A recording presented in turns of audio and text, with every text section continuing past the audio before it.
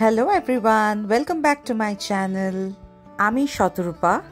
And day one at Ho Chi Minh City, we are all set to visit Mekong Delta. এই ট্রিপটা আমরা বুক করেছিলাম Glück থেকে। ক্লুকে আপনারা অনেক অপশনস পাবেন সেম ট্রিপে। আমরা ইংলিশ স্পিকিং গাইড যেটাতে ছিল সেই ট্রিপটা বুক করেছিলাম। Today we go to Mekong Delta, and on behalf of my company, I would like to introduce myself a little bit. You can call me Rick, R-I-C-K. হ্যাঁ, রিক ছিল আজকের দিনের আমাদের গাইড। গোটা ট্রিপটা ও আমাদের খুব এন্টারটেইন করেছে, খুব ভালো ছেলেটা, খুব দেখে শুনে রেখেছে। আর যেহেতু আমরা আগের দিনই সবেমাত্র ইন্ডিয়া থেকে ট্রাভেল করেছিলাম, আমাদের কাছে না ছিল কোনো কারেন্সি এক্সচেঞ্জ, না ছিল সিম কার্ড, তো সেইখানে আমাদের মনে হয়েছিল পরের দিন এরকম একটা সেফ ট্রিপ করাই বেটার, যেখানে আমাদের কিচ্ছু করতে হবে না। হোটেল থেকেই ওরা এই গাড়িগুলোতে আমাদের পিক করেছিল, আর ওরাই ফুল বাসে করে জেটি অবধি নিয়ে যাবে। মাঝখানে এরকম একটা হল্ট দিয়েছিল যেখানে আপনি ওয়াশরুমে যেতে পারেন, একটু খিদে পেলে খেতে পারেন। খুব সুন্দর একটা বিউটিফুলি ডেকোরেটেড ক্যাফে, এদিকটা ডেকোরেশন, আর সাইডে ছিল বসার জায়গা যেখানে আপনি খাবেন, ব্রেকফাস্ট করবেন। সামনে ছিল সুভিনিয়ার্স শপ, যেখান থেকে আপনি কিনতে পারেন সুভিনিয়ার্স, আর একটু খাবারও ছিল। তো যদি কারোর খিদে পেয়ে থাকে, টুকটাক মাঞ্চিস যদি সাথে রাখতে চায়, এখান থেকে তারা কিনে নিতে পারে।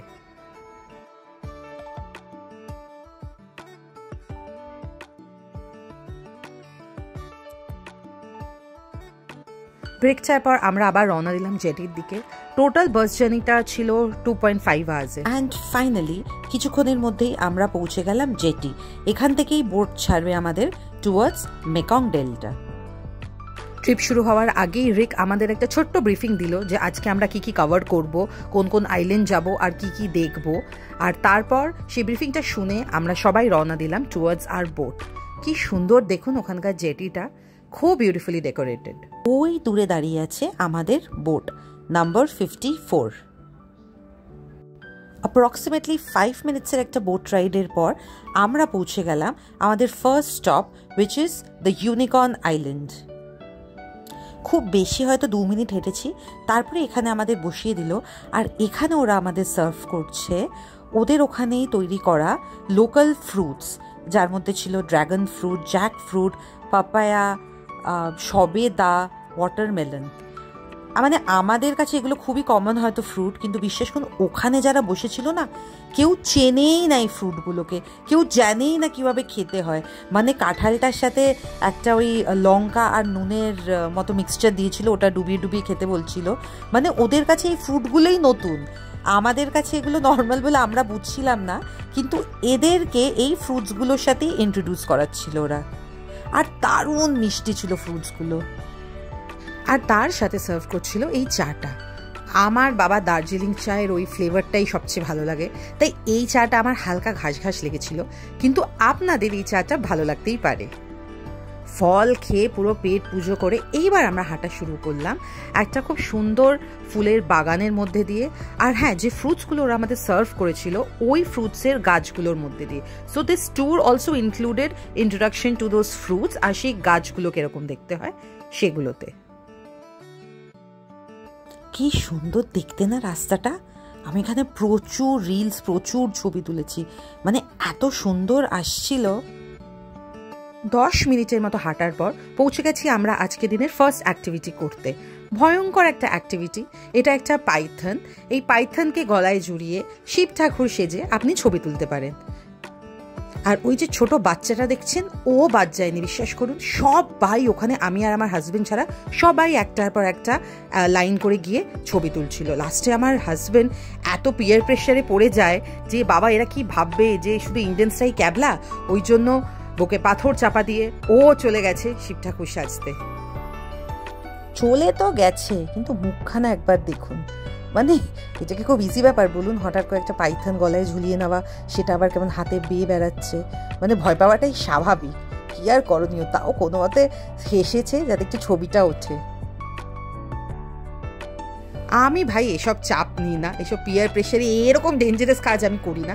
রিকি হাতে সাপটা ধরেছিল, আমি একটা আঙ্গুল দিয়ে কোনো মতো টাচ করেই অলমোস্ট অজ্ঞান হয়ে গেছিলাম। পাইথন কাণ্ড সমাপ্ত হওয়ার পর আমাদের এনে এখানে বসিয়ে দিয়েছিল, আর আমরা সবাই ভাবছিলাম ভগবান জানে এরপর আমাদের সাথে কি হতে চলেছে।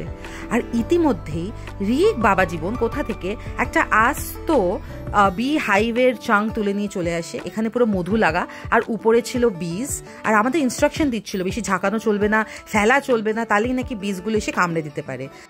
এই চাংটা হাতে নিয়ে আবার আপনারা ছবিও তুলতে পারেন। পাইথন কাণ্ডর পর আমার বর তো একেবারে এখন খতরোকে খিলাড়িতেই মনে হয় চলে যাবে, এগুলো কোনো ব্যাপারই না ওর কাছে। ফার্স্ট উঠে হাতে ধরে সুন্দর ছবি তুললো। আর অনেস্টলি স্পিকিং এটা খুব একটা কঠিন ছিল না, এটা তো আমিও করে ফেলেছি। একদিকে চলছিল বীজদের সাথে ফটো সেশন, আর অন্যদিকে ওরা আমাদের সার্ভ করছিল হানি টি আর সাথে কিছু স্ন্যাক্স। আর ওরা এই হানিগুলো সেলও করছিল, ইনক্লুডিং দ্য স্ন্যাক্স। মানে এই জিনিসটা ছিল part of the package, but আপনি যদি অ্যাডিশনাল হানি বা এই স্ন্যাক্সগুলো পারচেস করতে চান আপনি করতে পারেন। খুবই সুন্দর ছিল চাটা, আর এই স্ন্যাক্সগুলো খুব টেস্টি ছিল। খাত্রকে খিলাড়ি এপিসোড শেষ করে ফাইনালি আমরা আবার যাচ্ছি টুয়ার্ডস আর বোট। ছোট্ট একটা বোট রাইডের পর আমরা যাচ্ছি টুয়ার্ডস কোকোনাট আইল্যান্ড। এই আইল্যান্ডে বেসিক্যালি ওরা এই টাইপস অফ কোকোনাট চকলেটস তৈরি করে। সবচেয়ে প্রথম আমাদের দেখালো একটা অদ্ভুত দৃশ্য, নারকেল কি করে ভাঙতে হয়, মানে এটাও ডিসপ্লে হচ্ছে এখানে। অফকোর্স কারণ আমরা এই জিনিসটা হয়তো করি ইন্ডিয়াতে, ওদের কাছে মানে এটাও একটা অবিশ্বাস্যকর ব্যাপার যে একটা লোক এসে কোকোনাটটাকে কি করে ছাড়াচ্ছে।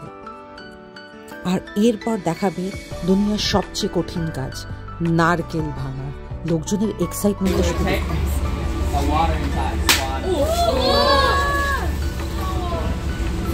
বাকি পুরো প্রসেসটাই এক্সপ্লেন করে কি করে নারকেলের ভেতর থেকে শ্বাসটা বার করতে হয়, আর তারপর ওদের মেশিনের থ্রু দিয়ে ওই নারকেলটাকে ওরা ক্রাশ করে বের করছে।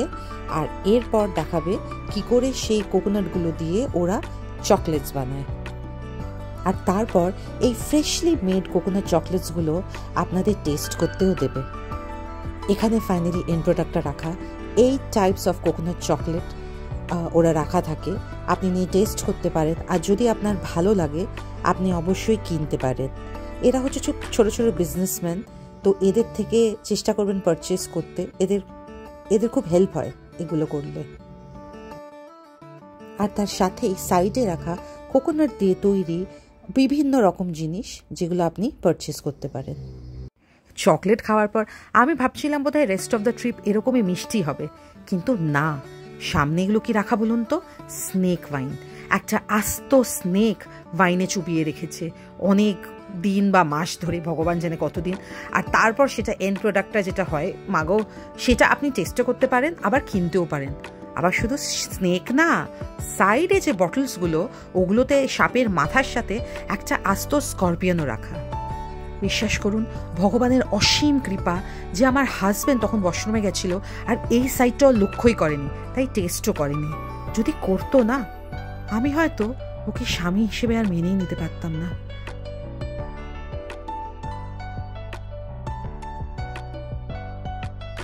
এরপর আমাদের একটা অটোতে করে নিয়ে গেছিল লাঞ্চ করাতে।